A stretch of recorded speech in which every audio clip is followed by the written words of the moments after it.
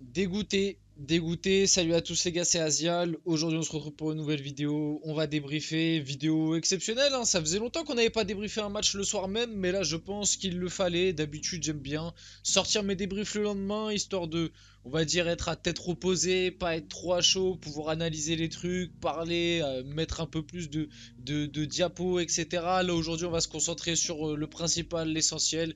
Ça va être un débrief à chaud parce que je dois être honnête, je m'attendais pas du tout à ce résultat-là. Je ne veux pas manquer de respect au Barça, mais avant le match, je m'attendais malgré tout à une victoire du PSG par rapport à la dynamique actuelle, par rapport au fait que le PSG en Ligue des Champions à domicile, ça reste quand même quelque chose de plutôt solide ces derniers temps. Je m'attendais pas à une défaite, en plus une défaite avec, on va dire, ce scénario-là, avec certaines prestations individuelles qui ont failli, hein. On va nommer le fameux numéro 7 du PSG, qui est le fameux meilleur joueur du monde, qui encore une fois dans un gros match du Paris Saint-Germain a été très peu inspiré. Mais bref, avant que la vidéo commence et qu'on rentre dans le vif du sujet, qu'on revoie les buts, qu'on débriefe un petit peu ce match, n'hésitez pas à liker, à commenter, à partager et à vous abonner si les débriefs à chaud vous plaisent un peu plus, etc.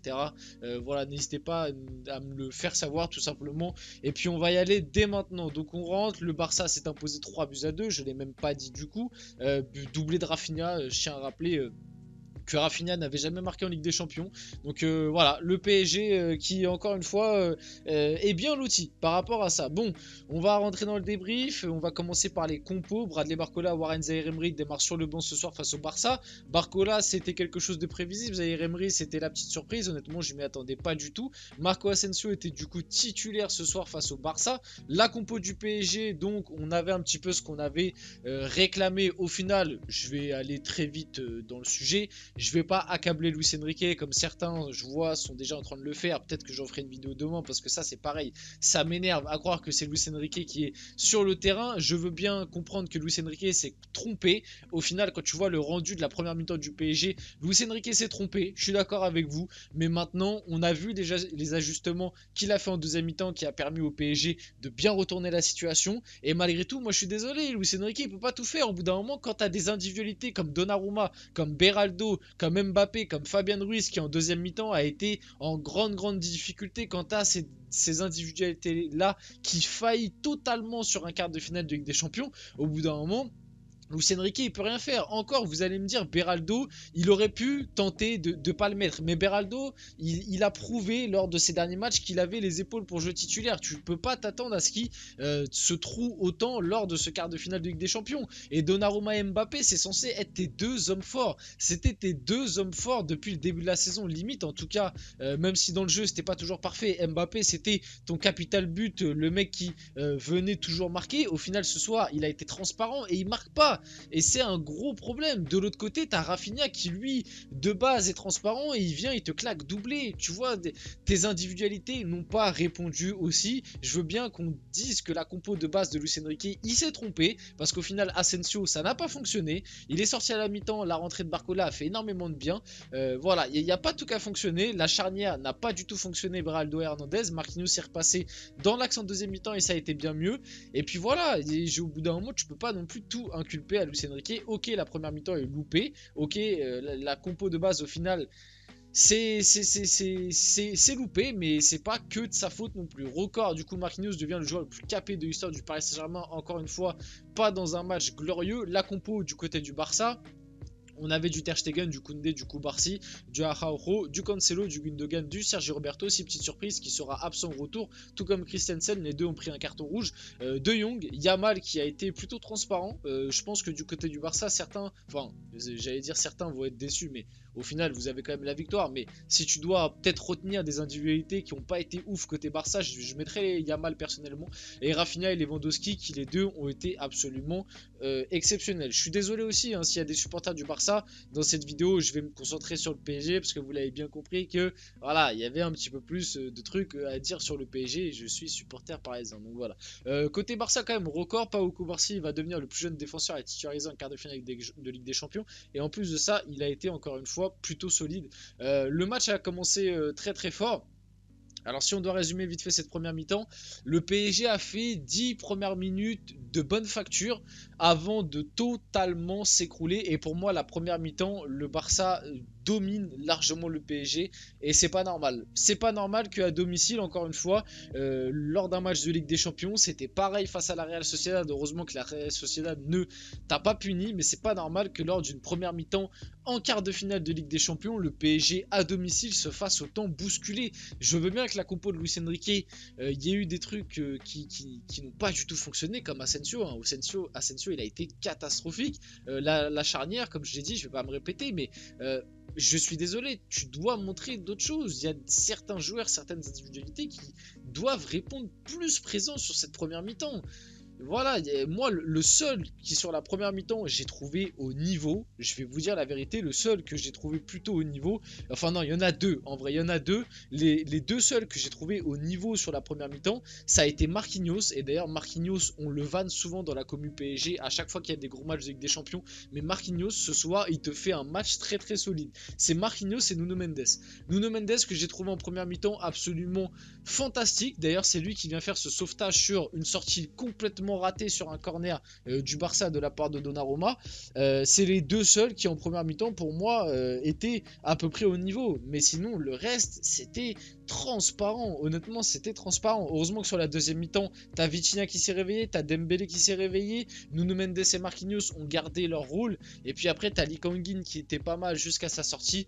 Enfin bref, du coup le Barça va venir marquer sur ce but, donc ça part de Lamine Yamal qui va faire ce petit extérieur.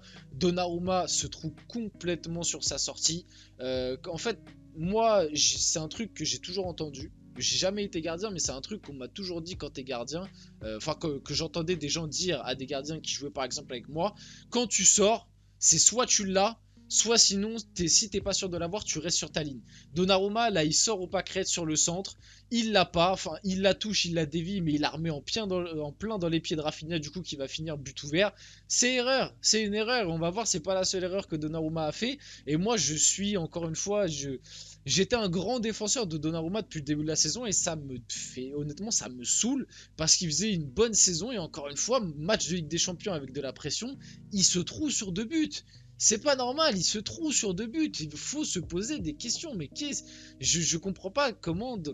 Mentalement, je sais pas ce qui se passe dans cette équipe. Heureusement, on revient en deuxième mi-temps, comme j'ai dit, avec quelques changements. Barcola est rentré, il y a eu quelques petits ajustements. Marquinhos qui repasse dans l'axe, Hernandez à droite, Dembélé qui repasse en 10 à la place d'Asensio. Et ça a été bien mieux. Mbappé qui va venir provoquer côté gauche, centré. Ça va être repoussé par Araujo. Ça revient dans les pieds de Dembélé qui va venir crocheter. Grosse frappe puissante et ça fait plaisir. Celle-là, honnêtement, elle a fait plaisir. En interne, Ousmane Dembélé en plus se dit ultra motivé pour ce qu'il qualifie de match de l'année face au FC Barcelone, son ancien club, et il a été plutôt bon ce soir, surtout en deuxième mi-temps comme la plupart des Parisiens, et il a été buteur enfin, ça faisait un long moment et ça fait plaisir. Maintenant malheureusement ça nous amène pas à la victoire et le PSG a été très bon. Le PSG, après les changements de Luis Enrique à la mi-temps et sur de la 45e jusqu'au but du Barça, en fait, jusqu'au but du 2-2 du Barça, le PSG surdomine ce Barça-là. Et pour moi, même le PSG, c'est dommage que tu viennes pas mettre le 3-1 à ce moment-là du match parce que je pense que si tu mets le 3-1, tu les plies. Et t'as les spots.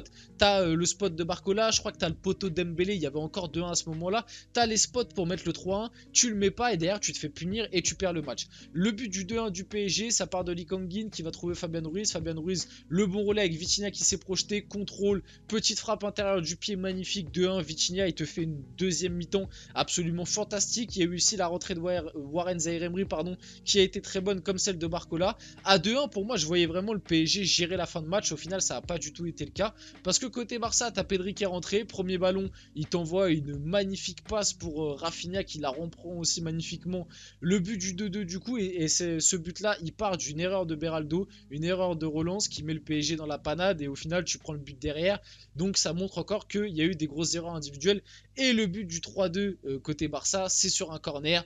Voilà, je pense que l'image parle d'elle-même. Qu'est-ce que fait Donnarumma sur sa ligne alors que la balle est à 1 mètre de lui? Je comprends pas comment il peut pas sortir sur cette action. Du coup, but de Christensen pour le 3-2. Le coaching de Xavi ce soir, bah honnêtement, Xavi a été plutôt bon dans son coaching. On le critique souvent, mais voilà, il a su réagir à des bons moments. Voilà, Pedri rentre, il est passeur. Christensen rentre, il est buteur. Jamais un club français ne s'est qualifié pour le tour suivant après avoir perdu son match aller à domicile en Champions League. Ça sent pas bon, je vous dis la vérité, ça sent pas bon pour la qualif. Un mot sur la performance d'Mbappé. Je pense que vous connaissez mon avis sur Mbappé, il a encore été une fois transparent et on en attend beaucoup plus, hein. C'est bien beau de faire des interviews, de faire le tour des médias, c'est bien beau d'à chaque fois vouloir le défendre, de toujours inculper les autres, toujours inculper le collectif, Luis Enrique, les autres joueurs autour de lui, mais je suis désolé, ce soir Mbappé, encore une fois, il a été transparent, et bien loin du niveau d'un meilleur joueur du monde. Quand je vois le niveau qu'a eu un Vinicius hier, quand je vois même d'autres prestations individuelles en quart de finale de Ligue des Champions, tu peux pas être aussi transparent quand tu t'appelles Kylian Mbappé. Première défaite du PSG depuis 27 matchs, les Parisiens n'avaient plus perdu depuis 5 mois et c'est bien dommage. On va finir la vidéo là-dessus et le débrief. J'espère que cette vidéo vous a plu. Si c'est le cas, n'hésitez pas à la liker, à commenter, à partager et à vous abonner les gars. C'était Azial, on se retrouve très rapidement pour une prochaine vidéo.